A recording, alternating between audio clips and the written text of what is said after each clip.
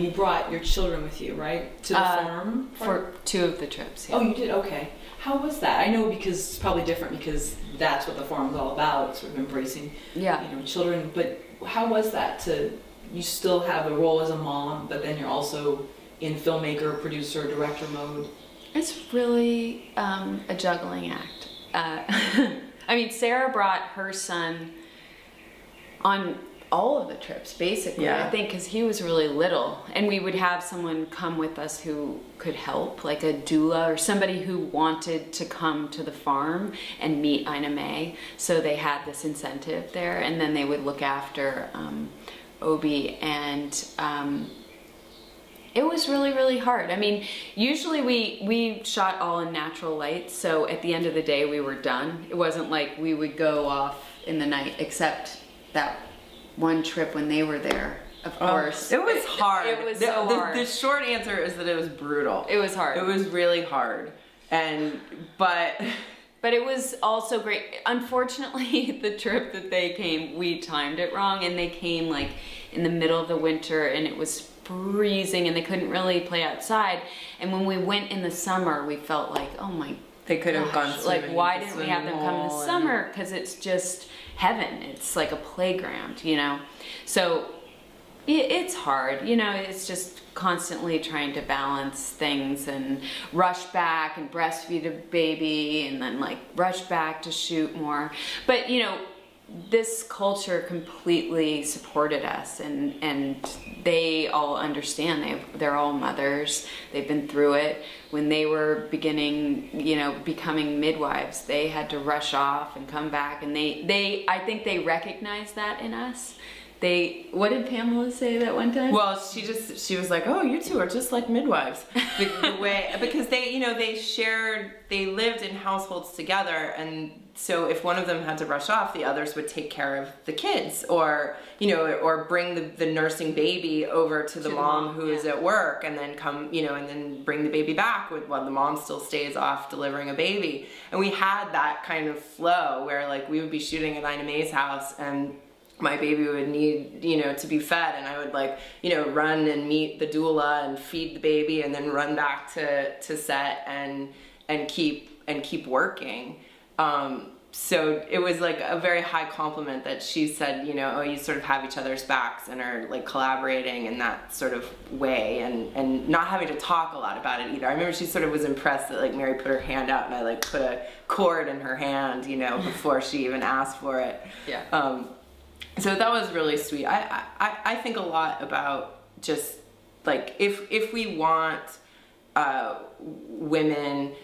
women's voices in film, how do we support women who are also mothers in making them? And I don't know what the answer is to that, but I think it's an important question for people to ask. And at least part of the solution that we found in this was working together, and that like sharing the workload and also sharing the motherhood identity is super helpful, because, you know, I remember there was one time where the babysitter who was taking care of Mary's kids, her kid broke her arm. And so like this kid over here breaks her arm. That means the babysitter can't come to work, which means this mom can't go to work, which means, you know, this mom can't go to work. You know, it's like this thing, because at the end of the day, like we all have to do our part in taking care of our families and our kids, men too, of course. But that's why we listed our babysitters in our credits, because we wanted to acknowledge the important part that they played in the filmmaking. Yeah. Oh, sorry, go ahead. No, I mean, it was kind of a circus. And then we didn't bring them on the next trip. And then we would do more of a streamlined, you know, like 5-day, go in and shoot 12 hours a day for 5 days, and then go out and go back home. And we found that worked better, except one other trip where we were waiting on a birth, and so we didn't know how long we'd be gone. So you brought one, I brought my son, and we waited for 8 days. We just sat in his house. I mean, we shot some, but we also just waited, you know. And so it was nice to have our kids then. It was different, you know, because we were mostly idle. Right. Well, I think you mentioned in a prior interview on Makers that, you know, we've been taught nowadays that we can have it all.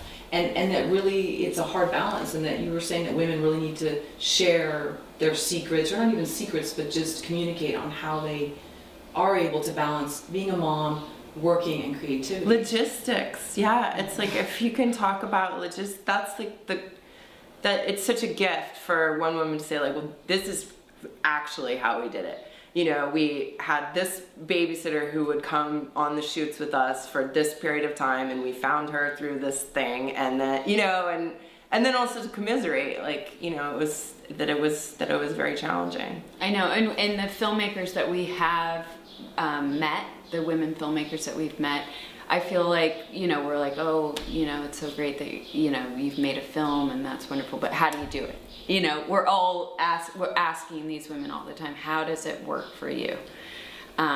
Because it's very hard. There's also, it's a great thing because you're on, you know, and you need to go and shoot, and it's a lot of hours, but then you're home.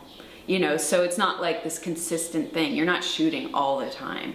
You know, so there is a balance there, but when you're shooting, it's very, very challenging. Well, and then the edit was hard too. And the edit was hard too. Because that was regular business hours, you know, I mean, we were there we were there all day long. And we edited for 10 months, so it was a long, long edit.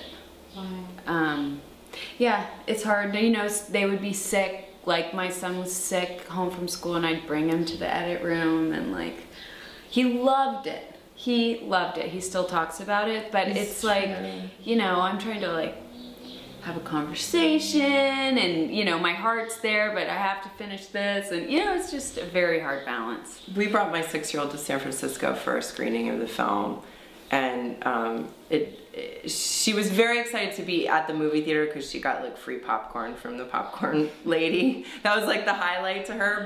But she said to me, "Mommy, you know what I want to be when I grow up?" She said, "I want to be a mommy, and I want to make movies about babies." So it was like, you know, the challenging part is feeling like, oh, I'm not with my kids, and then the beautiful part is that you're inspiring them in whatever way toward their own creativity.